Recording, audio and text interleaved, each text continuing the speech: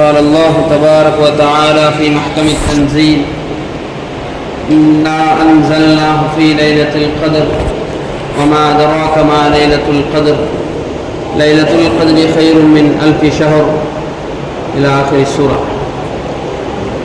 கண்ணியத்துக்கும் பெருமதிப்புக்குரிய இஸ்லாமிய பெரியோர்களே, நண்பர்களே, அல்லாஹ் தஆலாவுடைய மாபெரும் கிருபை, ஒரு கண்ணியத்தின் வெளிப்பாடு.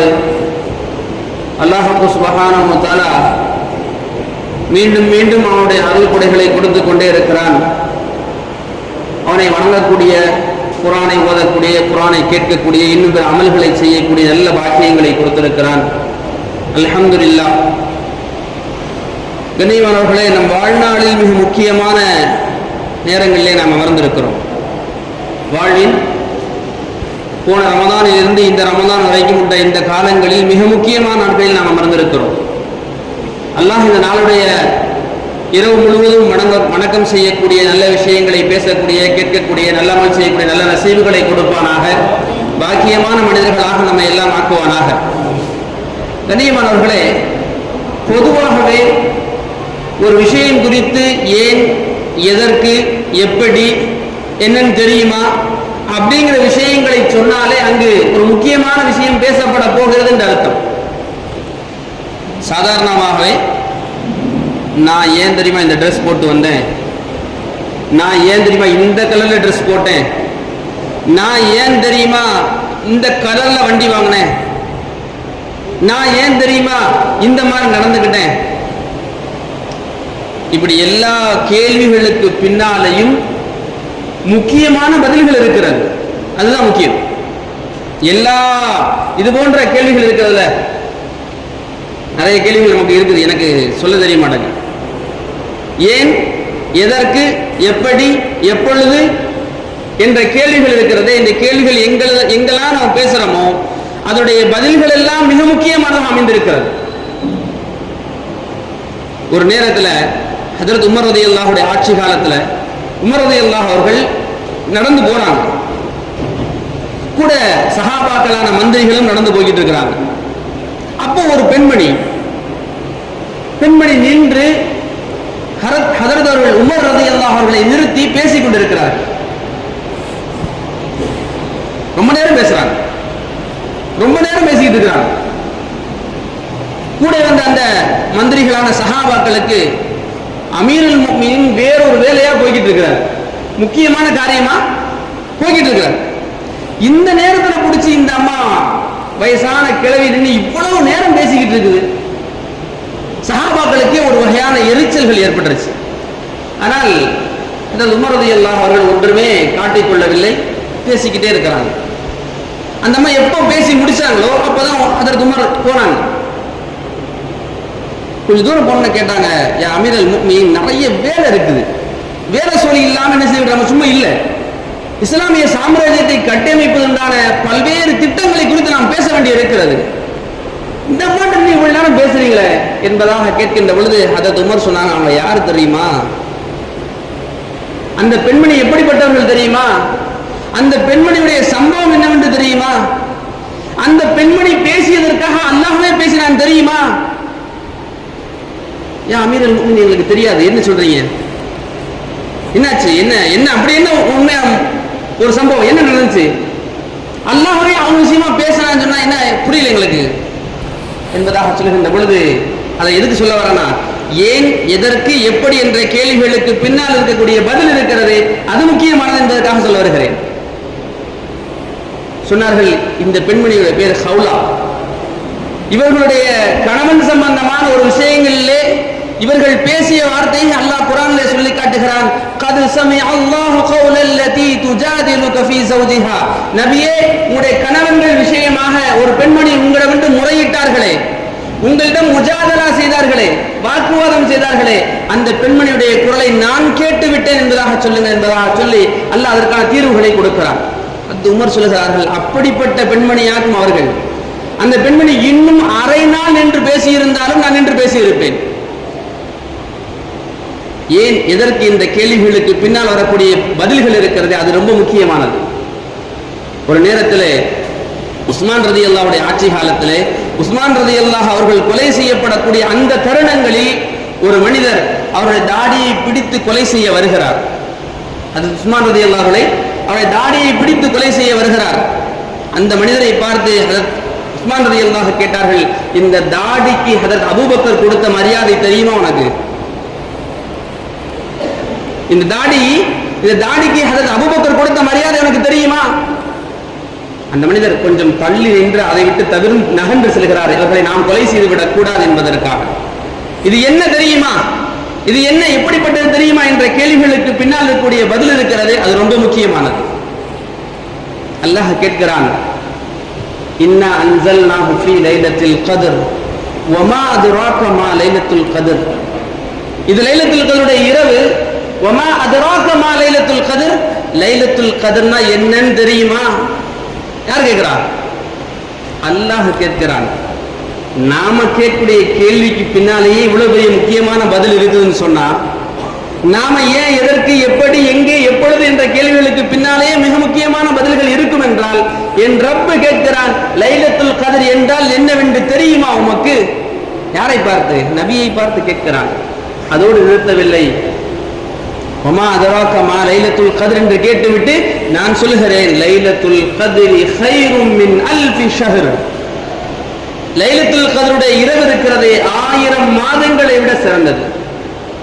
தனஸ்ஸலுல் மலாயிகத்து வர்ரூஹு ஃபீஹா பிஇذن ரப்பிஹிம். அல்லாஹ்வுடைய அனுமதியை கொண்டு மலக்குமார்கள் இறங்குகிறார்கள். ஸலாமுன் ஹிய ஹத்தா மத்லஇல் ஃபஜ்ர். எப்பொழுது வரை? ஃபஜ்ர் வரைக்கும். ஹஜ்ரத் அதுதான் சொன்னாங்க.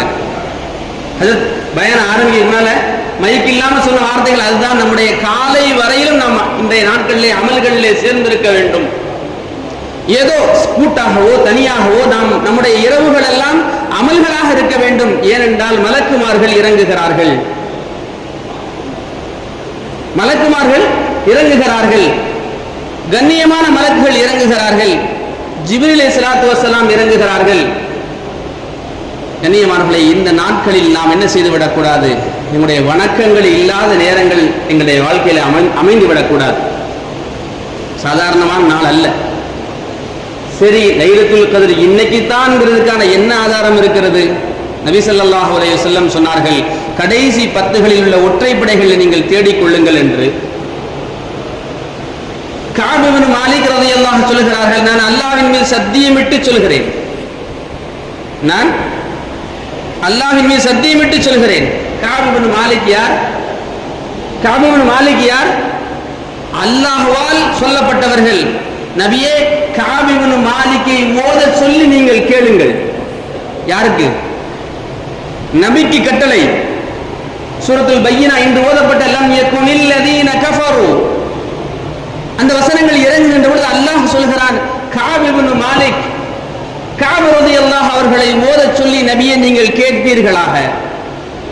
அந்த கஅப் ரலியல்லாஹு சொல்கிறார்கள், சத்தியமிட்டு சொல்கிறார்கள், நான் பார்த்த வகைகளில் என்னுடைய அனுபவத்துடைய அடிப்படையில் சொல்கிறேன், 27ஆம் ஆண்டு லைலத்துல் கத்ராக இருக்கலாம். இப்னு மஸ்ஊத், இப்னு அப்பாஸ், இப்னு உமர் போன்ற பெரும் பெரும் சஹாபாக்கள் சொல்கிறார்கள் இன்றைய நாளில் இருக்கலாம் என்று. ஒரு மனிதன் 15 வயதுகளில் இருந்து 60 வயது வரை வாழ்கிறான். 45 ஆண்டுகள் ரமலானுடைய இந்த லைலத்துல் கத்ர் 27ஆம் ஆண்டு அன்று மட்டும் அமல் செய்து விட்டானே என்று சொன்னால், தொடர்ந்து அமல் செய்திருப்பானே ஆனால் அவனுக்கு ஏதாவது ஒரு இரவாது கிடைத்து விடாதா? ஒரு இரவாது அப்படி கிடைக்க பெற்று விட்டால் அவன் எத்தனை நூற்றாண்டுகள் அமல் செய்ததற்கு சமம். யோசனை செய்து பார்க்க வேண்டும். வாத விவாதங்களுக்கு இங்கே முக்கியம் அல்ல. வாத விவாதங்கள் பேசி ஜெயிப்பதல்ல நோக்கம். இங்கு நான் சொர்க்கத்துக்கு தகுதியானதாக ஆகி இருக்கின்றேன்றா என்பதுதான் முக்கியம். ஏனென்றால் இந்த உலகத்திற்கு அனுப்பப்பட்டதற்கான காரணங்களே உங்களில் சிறந்தவர்கள் யார்? என் முன்னால் நின்று நீங்கள் நான் தான் ரப்பு என்று சொல்கிறீர்கள். உங்களுடைய கண்களுக்கு பின்னால், உங்களுடைய புறக்கண்களுக்கு பின்னால் நான் இல்லாமல் இருக்கின்ற பொழுது உங்களுடைய செயல்பாடுகள் எப்படி இருக்கிறது? சொர்க்கம் செல்வது குறித்துண்டான செயல்பாடுகள் உங்களிடத்தில் இருக்கிறதா என்பதை சோதிப்பதற்குத்தான் இங்கு அனுப்பப்பட்டிருக்கிறோம். ஆகவே எங்களுடைய வாழ்நாளில் எப்படியாவது 15 முதல் ஒரு 60 வயது வரை வாழ்ந்திருந்தால், எத்தனை இதுபோன்று 27ஆம் நாட்களில் நாம் லைலத்துல் கத்ராக நினைத்து அமல் செய்திருந்தால், அல்லாஹ்வுடைய நாட்டப்படி ஒரு நாளாவது கிடைத்திருக்காதா நமக்கு? அந்த அமல்கள் நம்மை சொர்க்கத்துக்கு அழைத்து சென்று விடாதா? ஆகவே கண்ணியமிக்க மேலான பெரியவர்கள் என்பர்களே, நம்முடைய இந்த நாள் இருக்கிறதே, சஹர் வரையிலும் நாங்கள் ஏதாவது ஒரு அமல் செய்து கொண்டிருக்க வேண்டும். தூக்கத்தை தவிர ஏதாவது ஒரு அமல், குறைந்தபட்சம் குரான் ஒரு ஜுஸாவது ஓதலாம். குரான் ஓத தெரிஞ்சவங்க, எனக்கு குரான் ஓத தெரியாது, நிறைய தஸ்பீஹாத் செய்யலாம், தஸ்பீஹ் நஃபீல் தொழலாம், நிறைய அமல்கள் இருக்கிறது. ஆனால் சஹர் வரையிலும் நாம் இருந்து இங்கோ வீடுகளிலோ ஏதோ ஒரு இடங்களில் நம்முடைய தூக்கம் இல்லாத நேரம், தூக்கம் இல்லாமல் மற்ற அமல்களை செய்யக்கூடிய அந்த வாக்கியங்களை நாம் ஏற்படுத்திக் கொள்ள வேண்டும். பெருமதியான அனைத்து விஷயங்களும் மறைக்கப்பட்டிருக்கிறது. நபி ஸல்லல்லாஹு அலைஹி வஸல்லம் அவர்கள் இந்த ஹதீஸை ரிவாயத் செய்கிறார்கள். நான் லைலத்துல் கத்ர் இரவு என்னைக்கு அப்படிங்கிறத சொல்றதுக்காக நான் வந்தேன். ஆனால் 2 சஹாபாக்கள் வேறொரு விஷயமாக தர்கித்துக் கொண்டதன் காரணமாக அந்த சமரச முயற்சியில் நான் ஈடுபட்டு விட்டேன், ஆகவே எனக்கு அது உயர்த்தப்பட்டு விட்டதுன்னு சொன்னாங்க. கஅப் ரலியல்லாஹு அவர்களும் இன்னொரு சஹாபியும் பள்ளிவாசல்களில் என்ன செய்யப்பட்டுச்சு, அன்னைக்கு சவுண்டு சத்தம் கூடி இருந்துச்சு. என்ன விஷயமா? நபி ஸல்லல்லாஹு அலைஹி வஸல்லம் வீட்ல இருந்து வர்றாங்க.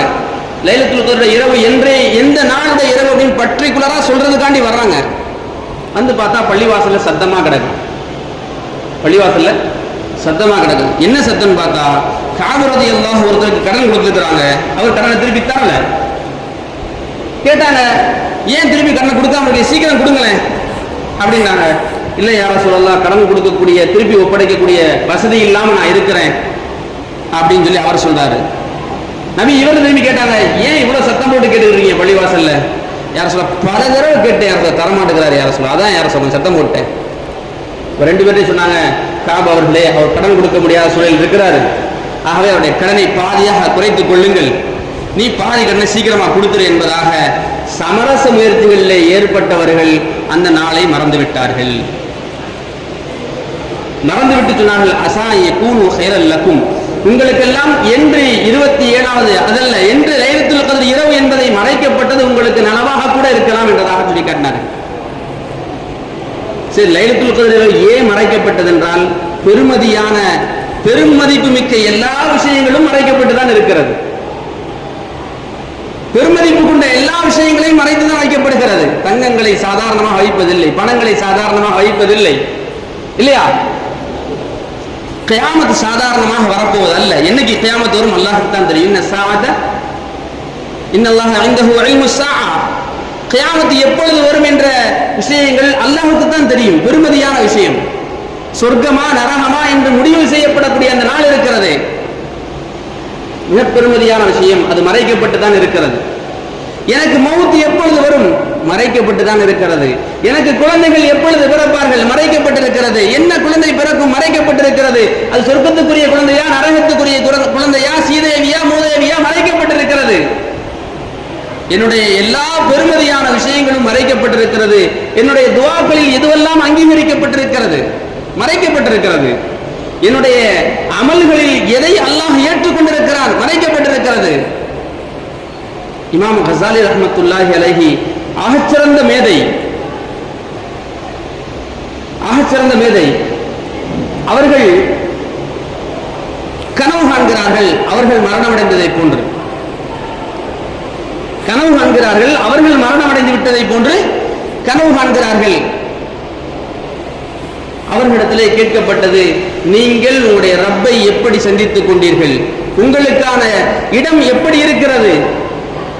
அல்லாஹ் என்னை சிறந்த இடங்களிலே ஆக்கி வைத்தான், அல்லாஹ் என்னை சிறந்த இடங்களிலே ஆக்கி வைத்தான், கஷ்டமில்லாத சூழ்நிலைகளை ஏற்படுத்தி கொடுத்திருக்கிறான் என்பதாக நான் கனவிலே பார்த்தேன் என்பதாக சொல்கிறார்கள். காரணங்கள் கேட்கப்படுகிறது. நீங்கள் சிறந்தவர்களாக, சிறந்த இடங்களாக உங்களுக்கு கிடைக்கப்படுவதற்குண்டான காரணம் என்ன? எத்தனையோ கிதாபுகளை, புத்தகங்களை எழுதியதன் காரணமாகவா? அல்லாஹ்வுடைய அந்த அன்பிலே நீங்கள் ஊறி திளைத்து உங்களுடைய தொழுகைகளும் உங்களுடைய இபாதத்துகளும் நிறைய செய்ததன் காரணமாகவா? அதிகமான ஹஜ்ஜுகளும் உம்ராக்களும் செய்ததன் காரணமாகவா? இதன் காரணமாக நீங்கள் சிறந்த இடத்தில் அமர்த்தப்பட்டீர்கள் என்பதாக கேட்கின்ற பொழுது அவர்கள் சொன்னார்கள், ஒரு முறை நான் எழுதி கொண்டிருந்தேன், புத்தகங்களை நான் எழுதி கொண்டிருந்தேன். அந்த காலத்துல மை பேனா கிடையாது, மையை தொட்டு தான் எழுதுவாங்க. அப்படி எழுதி கொண்டிருக்கின்ற பொழுது ஒரு ஈ அந்த மையை குடிக்க உட்கார்ந்திருந்ததனுடைய பேனா முனையில் நான் அந்த ஈயை தட்டி விடாமல் அது குடிச்சிட்டு போட்டோம் என்பதாக நான் அந்த சின்ன ஈயின் மீது நான் இரக்கம் செலுத்தினேன் அல்லவா, அந்த காரணத்தினால் அல்லாஹ் என்னை மன்னித்து விட்டான் என்பதாக சொல்லி காட்டினார். ஆகவே நம்முடைய அமல்கள் எது ஏற்றுக்கொள்ளப்பட்டிருக்கிறது தெரியாது. ஏனென்றால் பெருமதியான எந்த விஷயங்களும் நமக்கு தெரிவதில்லை. தெரியாமல் இருப்பதுதான் நல்லது. யோசனை செய்து பாருங்கள். கரெக்டா 11:32 11:33 நான் இறந்து விடுவேன் என்று தெரிந்தால் என்னுடைய மனநிலை எப்படி இருக்கும்? இல்ல நாளைக்கு 11:33 நான் இறந்துடுவேன் என்ற மனநிலை எப்படி இருக்கும்? பெருமதியான எல்லா விஷயங்களும் மறைக்கப்பட்டிருக்கிறது. அதுபோன்று லைலத்துல் கத்ர் பெருமதியான விஷயம், அதுவும் மறைக்கப்பட்டிருக்கிறது. சஹீஹுல் புகாரியிலே இந்த ஹதீஸை நபி ஸல்லல்லாஹு அலைஹி வஸல்லம் புகாரி அவர்கள் மிக தெளிவாக பதிவு செய்திருக்கிறார்கள். சரி, இந்த உம்மத்திற்கு மட்டும் ஏன் இவ்வளவு பெரிய பாக்கியமான இரவுகள்? லைலத்துல் கத்ரில் அமல் செய்தால் 83 ஆண்டுகளுக்கு மேலாக அமல் செய்த நன்மைகள் ஏன் கொடுக்கப்பட்டிருக்கிறது என்றால், மற்ற உம்மத்துமார்களை விட நாமெல்லாம் சீக்கிரமாக எப்படி சொர்க்கத்துக்கு செல்வது? ஹதீஸ்களில் வருகிறது, எல்லா உம்மத்துகளை விட ஹஜ்ரத் ஆதம் அலைஹிஸ்ஸலாம், ஹஜ்ரத் நூஹ் அலைஹிஸ்ஸலாம், இப்ராஹிம் அலைஹிஸ்ஸலாம், இப்படி எத்தனை நபிமார்கள் வந்தார்களோ எல்லா உம்மத்துமார்களை விடவும் நமது நபி ஸல்லல்லாஹு அலைஹி வஸல்லம் உம்மத்தாகிய நாம் தான் முதலிலே சொர்க்கம் செல்வோம் என்று வருகிறது. அதை எப்படி அடைந்து கொள்ள முடியும்? சாதாரணமாக 1000 வருடங்கள் வாழ்ந்த ஒரு மனிதருடைய அமல்களும் நம்முடைய அமல்களும் எப்படி முன்னால் செல்ல முடியும்? ஆயுள் குறைவாக கொடுக்கப்பட்ட இந்த உம்மத்தை சீக்கிரமாக சொர்க்கத்துக்கு அழைத்து செல்ல வேண்டும் என்றால் இது போன்ற இரவுகளை கொடுத்துத்தான் அமல் செய்ய வைக்க முடியும். இந்த உம்மத்துடைய ஆயுள்கள் குறைவு. ஆகவே இவ்வளவு பெரிய மாற்றங்களை அல்லாஹ் கொடுத்திருக்கிறான், இவ்வளவு நன்மைகளை அல்லாஹ் கொடுத்திருக்கிறான். கண்ணியத்துக்குரிய மேலான பெரியவர்கள் நண்பர்களை, இந்த காலங்களில் நாங்கள் என்ன அமல் செய்வது? இந்த நாட்களில் நாங்கள் என்ன அமல் செய்வது? நாங்கள் புரிந்து கொண்டோம், இது மதிப்புமிக்க ஒரு இரவுதான். நாங்கள் உள்ளத்தை உறுதி எடுத்துக் கொண்டோம், நாங்கள் இரவு இன்று தூங்க மாட்டோம், முழுமையாக சஹர் வரையிலும் ஃபஜ்ர் வரையிலும் நாங்கள் அமல்களில் ஈடுபடுவோம், உறுதி எடுத்துக்கொண்டு விட்டோம். வச்சுங்களேன், உறுதி எடுத்தாச்சா இல்ல சும்மா அப்படி வச்சுக்கலாமா? எப்படி உறுதி எடுத்துச்சா? இல்ல சும்மா அப்படி கேட்டதுக்காண்டி அப்படி சொல்லணும். எப்படிண்ணே உறுதி எடுத்துக்கலாமா? இன்ஷா அல்லாஹ் அல்லாஹ் நம்மை கபூல் செய்வானாக. அப்ப என்ன அமல்கள் செய்வது? அப்படி என்றால் ஹஜ்ரத் ஆயிஷா ரலியல்லாஹு அன்ஹா இடத்திலே கேட்கப்பட்டது. நீங்கள் ஹஜ்ரத் ஆயிஷா ரலியல்லாஹு அன்ஹா நபியிடத்திலே கேட்கிறார்கள், யா ரசூலல்லாஹ், நான் லைலத்துல் கத்ரை பெற்றுக்கொண்டால் நான் என்ன செய்வது? ஹஜ்ரத் ரசூலுல்லாஹி ஸல்லல்லாஹு அலைஹி வஸல்லம் சொன்னார்கள், முதலாவது சொன்னார்கள், அல்லாஹும்ம இன்னக அஃபுவுன் கரீம் துஹிப்புல் அஃவ ஃபஅஃபு அன்னா யா கரீம் யா ரஹீம் யா அல்லாஹ் என்பதை அதிகமாக ஓதுவீர்களாக. நபி ஸல்லல்லாஹு அலைஹி வஸல்லம் சொல்லி காட்டுகிறார்கள், உங்களுடைய துஆக்களில் நீங்கள் மறந்து விடாதீர்கள், அதிகமாக துஆ செய்யுங்கள். உங்களுடைய சகோதரர்களுக்காக துஆ செய்யுங்கள். உங்களுடைய தூரம் தொலைவில் இருக்கக்கூடிய அந்த சகோதரர்களுக்காக துஆ செய்யுங்கள். கஷ்டப்படக்கூடிய மனிதனுடைய செய்திகள் உங்களுக்கு கேள்விப்பட்டால் உங்கள் கண்ணில் இல்லாத அந்த கஷ்டப்படக்கூடிய மக்களுடைய துயரங்கள் தீர்க்கப்பட வேண்டும் என்று துஆ செய்யுங்கள். உங்களுக்கு கஷ்டமில்லாத சூழ்நிலைகளை அல்லாஹ் ஏற்படுத்துவான். ஹதீஸில் வருகிறது, நீங்கள் ஒரு சகோதரனுடைய உங்கள் முன் இல்லாத ஒரு சகோதரனுடைய தேவைகள் நிறைவேற்றப்பட வேண்டும், கஷ்டங்கள் நீங்க வேண்டும், கடன்கள் ஒழிய வேண்டும், உடல் ஆரோக்கியங்கள் பெற வேண்டும் என்று நீங்கள் துஆ செய்தீர்கள் என்றால் உங்களுக்கு அந்த துஆக்களை அப்படியே அல்லாஹ் ஏற்றுக்கொள்கிறான். கண்ணியமானவர்களே, மிகச்சிறந்த நாட்களில் நாம் அமர்ந்திருக்கிறோம். நம்முடைய எத்தனையோ சகோதரர்கள் உணவில்லாமல் உறைவிடம் இல்லாமல் அந்த நாடுகளிலே வாழ்ந்து கொண்டிருக்கிறார்கள். நீண்ட காலங்களாக நடந்து கொண்டிருக்கக்கூடிய அந்த கடுமையான சூழல்களிலிருந்து அவர்கள் பாதுகாக்கப்பட வேண்டும் என்ற துஆக்களை நாம் மறந்துவிடக் கூடாது. கண்ணியமானவர்களே, நாம் மறந்து விட்டோம் என்று சொன்னால் அந்த மக்கள் கேட்கக்கூடிய வார்த்தைகள் ஒன்றுதான். இன்டர்நேஷனல் லெவலில் நீங்க என்ன செய்ய முடியாது, ஃபண்ட் ரேஸ் பண்ண முடியாது, பெரிய அளவில் நீங்க பல உதவிகளை செய்துவிட முடியாது. அவர்கள் கேட்கக்கூடிய வார்த்தைகள் ஒன்றுதான், எங்களுக்காக உங்களிடம் இருக்கக்கூடிய மிக சிறந்த ஆயுதமான துஆவை எப்பொழுது பயன்படுத்தீர்கள் இஸ்லாமிய சமூகமே? உங்களிடம் இருக்கக்கூடிய அல்லாஹ்விடம் பேசக்கூடிய அந்த மிகச்சிறந்த ஆயுதமான துஆவை எங்களுக்காக நீங்கள் எப்பொழுது பயன்படுத்த போகிறீர்கள்? எந்த அரபு நாடுகளும் எங்களை கேட்கவில்லை. உங்களிடமிருந்து நாங்கள் எதிர்பார்ப்பது அது ஒன்று மட்டும்தான். அங்கு வாழக்கூடிய மக்களிடம் நான் பேசியிருக்கிறேன். எங்களுக்காக நீங்கள் வருத்தப்படலாம், கண்ணீர் சிந்தலாம், ஆனால் உங்களை நாங்கள் எதிர்பார்ப்பது உங்களுடைய துவாக்களைத்தான். யா அல்லாஹ், இஸ்லாமிய சமூகத்துடைய நெருக்கடிகளை நீ நீக்குவாயாக, அந்த மக்களுக்கு தீனுடைய சாதகமான சூழலை ஏற்படுத்துவாயாக என்பதாக நாம் அல்லாஹ்விடத்திலே இறையஞ்ச கடமைப்பட்டிருக்கிறோம். அன்பான பெரியோர்களே, நண்பர்களே, இது போன்ற நாட்களை நாம் தவறு விட்டு விடக்கூடாது, ஏனோ தான் என்று கழித்து விடக்கூடாது. எங்களுடைய தூக்கங்களுக்கு முக்கியத்துவம் கொடுத்து, எங்களுடைய செல்போன்களுக்கு நாங்கள் முக்கியத்துவம் கொடுத்து நாங்கள் தவற விட்டோம் என்று சொன்னால் அடுத்த வருடங்களுடைய ரமலான்கள் கிடைக்குமா தெரியாது, அடுத்த வருடங்களுடைய லைலத்துல் கத்ர் கிடைக்குமா தெரியாது, இறந்து போயிருக்கலாம், வாய்ப்புகள் இருக்கிறது. இப்போ பழைய காலம் மாதிரி சொல்ல முடியாது, கொஞ்சம் வயசானதான் மௌத்து வரும்னு சொல்ல முடியல, சொல்லவே முடியல. சின்ன பிள்ளை இறந்து போகுது, அதுக்கு ஒரு நோய்களை காரணமாக சொல்லக்கூடிய சூழ்நிலையை நாம் பார்க்கிறோம். அதனால எங்களுடைய உள்ளங்களில் நாங்கள் இந்த நாட்களிலே நாங்கள் துவாவிலே அதிகமாக கவனம் செலுத்த வேண்டும். ஒரு 2 ரக்காயத் தொழுதுட்டு துவா, 4 ரக்காயத் தொழுதுட்டு துவா, கொஞ்ச நேரம் குர்ஆன் ஓதிட்டு துவா. துவாக்களில் நாங்கள் அல்லாஹ்விடத்தை கெஞ்சி அழுகுவதை பார்த்து அல்லாஹ் நான் தந்துடுறேன் உனக்கு என்ன தந்துடுறேன். ஏனென்றால் 70 தாய்களை விடவும் பாசமானவன் ரப்பு. சாதாரணமாக நம்முடைய தாய்மார்களுடைய அன்புகளை பார்த்து நெகிழ்ந்து போகிறோம், தாய்மாருடைய அன்புகளை பார்த்து நெகிழ்ந்து போகிறோம், உயிரினங்களுடைய அன்புகளை பார்த்து நெகிழ்ந்து போகிறோம், கண்ணீர் வடிக்கிறோம். சாதாரணமாக அந்த வாட்ஸ்அப்பில் வரக்கூடிய செய்திகள், ஒரு பெரிய நாய் என்ன செய்யுது, குட்டி நாயை பக்கத்தில் வச்சிருக்குது, அந்த சின்ன நாய் வீட்டுடைய ஏதோ ஒரு பாத்திரத்தை உடைச்சிருச்சு, அந்த வீட்டுடைய உரிமையாளர் என்ன செய்யறாரு, ஏன் இந்த பாத்திரத்தை உடைச்ச அப்படின்னு சொல்லி ஒரு கையை ஓங்குறாரு அடிக்கிறதுக்கு. பெரிய நாய் இப்படி தடுக்குது, பெரிய நாய் இப்படி தடுக்குது, என் பிள்ளைய அடிச்சிடாதன்னு சொல்லி.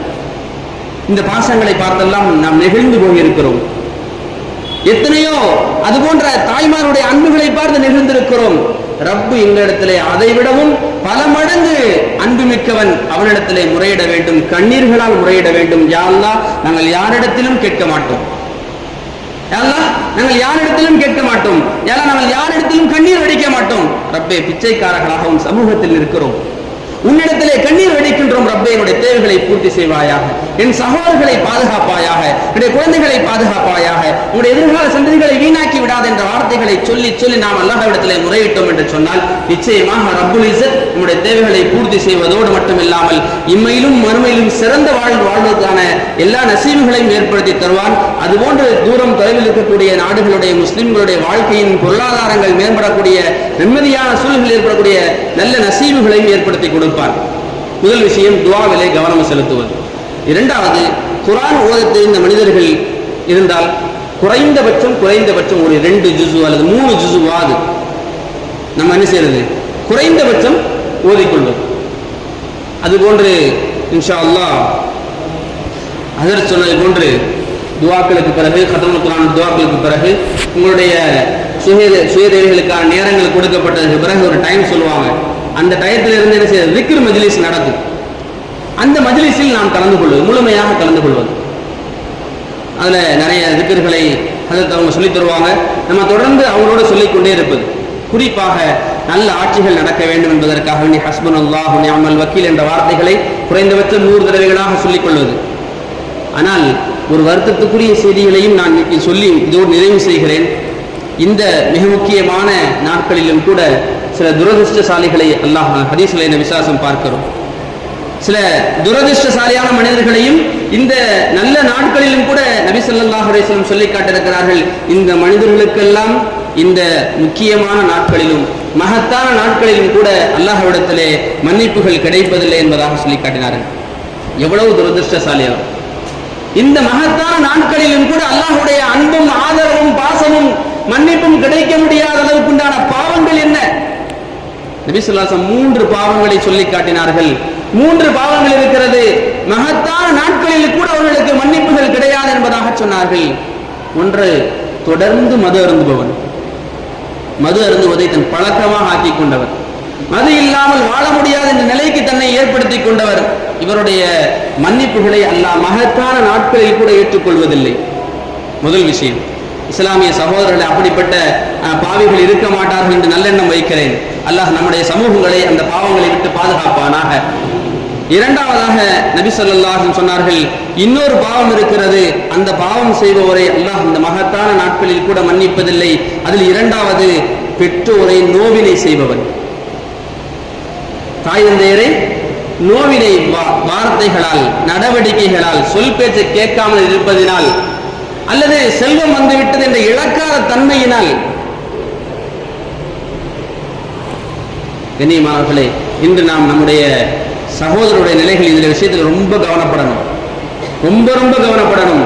இளைஞர்கள், குறிப்பாக இளைஞர்களிடத்தில் நாம் வேண்டி விரும்பி கேட்டுக்கொள்கிறோம், இந்த உலகத்திலே உங்களுக்கு ரப்புக்கு பிறகு இந்த உலகத்தை அறிமுகம் செய்தவர்கள் அவர்கள். ரப்புக்கு பிறகு இந்த உலகத்தை உங்களுக்கு அறிமுகம் செய்தவர்கள் அவர்கள். என்னவாக இருந்தாலும், தவறுகளே நடந்தாலும் விட்டு கொடுத்து செல்லக்கூடிய, என்னுடைய தந்தை தானே, என்னுடைய தாய் தானே, என்னைத்தானே பேசிவிட்டார்கள், வேறு யாரை பேசியிருக்கிறார்கள் என்று உள்ளத்தால் அதை சகித்து செல்லக்கூடிய சூழ்நிலைகள் வரவில்லை என்றால், இது போன்ற மகத்தான நாட்களில் கூட அவர்கள் மன்னிக்கப்பட மாட்டார் என்ற துரதிருஷ்டமான செய்திகளை நாம் பார்க்கிறோம் ஹதீஸ்கள். அல்லாஹ் அந்த பாவங்களை விட்டு நம்மை எல்லாம் பாதுகாப்பானாக. மூன்றாவதாக மிக முக்கியமான விஷயம், உறவுகளை துண்டித்து வாழக்கூடியவனுக்கு இந்த மகத்தான நாட்களில் கூட மன்னிப்புகள் இல்லை. உறவுகளை துண்டித்து வாழ்கிறான். ஹதீஸிலே வருகிறது, யாருக்கு ஆயுள் அதிகரிக்கப்பட வேண்டுமோ, யாருக்கு ரிஸ்குடைய விஸ்தீர்ணங்கள் கிடைக்கப்பட வேண்டுமோ, அவர்கள் உறவுகளை பேணி வாழ்ந்து கொள்ளட்டும். இவ்வளவு மகத்தான நாள். ஜிப்ரீல் அலைஹிஸ்ஸலாம் இறங்குகிறார்கள். குர்ஆன் இறங்கப்பட்ட மாதம். இந்த நாட்களிலே துஆ செய்தால் கண்டிப்பாக ஏற்றுக்கொள்ளப்படும் என்று எல்லா பஷாரத்துகளும் சொல்லப்பட்டும் கூட, இந்த 3 மனிதனுடைய துரதிர்ஷ்ட சூழ்நிலையை நாம் என்னவென்று சொல்வது? கண்ணியமானவர்களே, நான் என் தங்கச்சிட்ட பேசணும் தான் நினைக்கிறேன், நான் பேசணும்னு ஆசைப்படுறேன், ஆனா அவ பேச மாட்டேங்கிறா. ஆசைப்படுபவர்கள் உறவை துண்டிப்பவர்கள் அல்ல.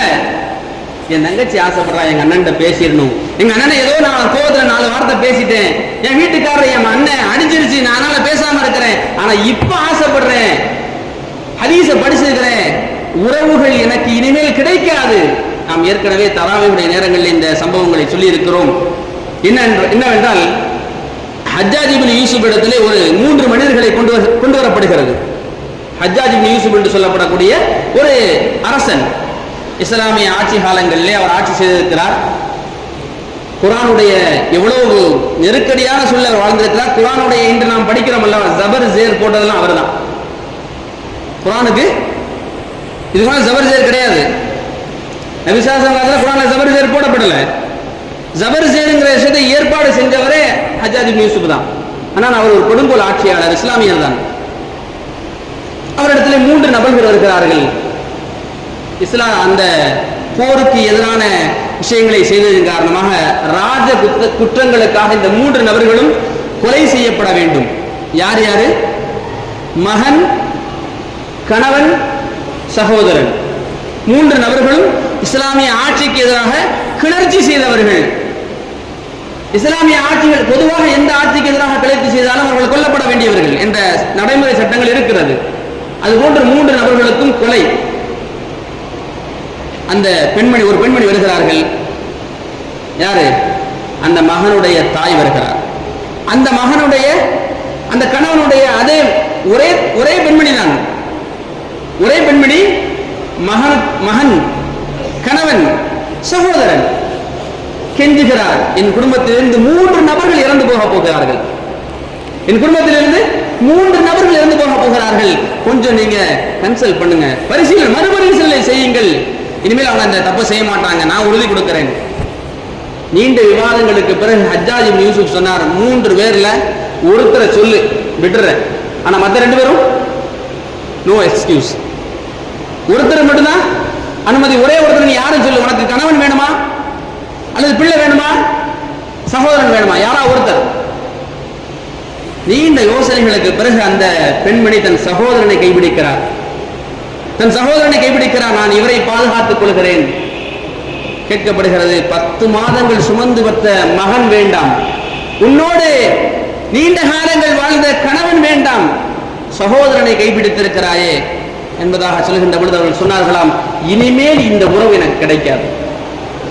நான் ஒரு மகனை பெற்றுக்கொள்ள முடியும், மீண்டும் இந்த கணவன் இறந்து விட்டால் இன்னொரு கணவனை நான் திருமணம் செய்து கொள்ள முடியும், என்னால் மகன் என்ற உறவை மீண்டும் உருவாக்கி கொள்ள முடியும், கணவன் என்ற பந்தத்தை மறுபடியும் உருவாக்கி கொள்ள முடியும், ஆனால் சகோதரன் என்ற பந்தத்தை மீண்டும் எந்த வகையிலும் நான் உருவாக்கி கொள்ளவே முடியாத அளவே என்னுடைய சகோதரனை கைப்பிடித்திருக்கிறேன் என்பதாக சொல்லி காட்டினார்கள்.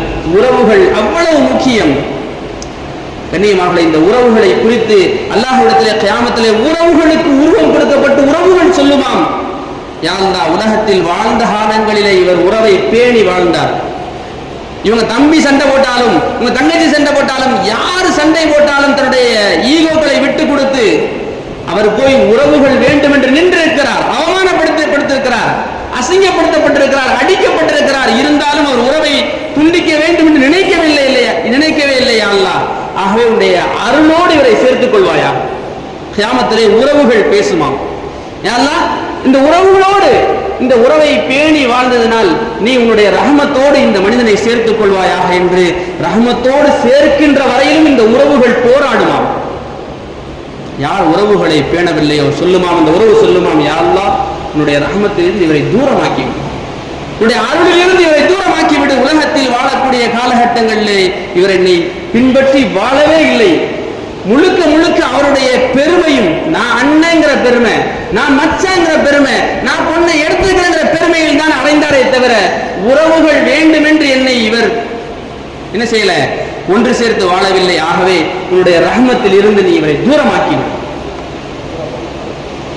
எவ்வளவு மோசமான வார்த்தைகள். யோசனை பண்ணி பாருங்க. அல்லாஹ்வுடைய ரஹமத் இல்லாமல் சொர்க்கத்துக்கு போகவே முடியாது. என்ன அமல் இருந்தாலும், ஹஜ் இருந்தாலும், உம்ராக்கள் இருந்தாலும், நம்முடைய பாவங்களை விட நம்ம அமல்கள் ஜாஸ்தியாக இருந்தாலும் அல்லாஹ்வுடைய ரஹமத் இருந்தால்தான் நாம் சொர்க்கத்துக்கு செல்ல முடியும்.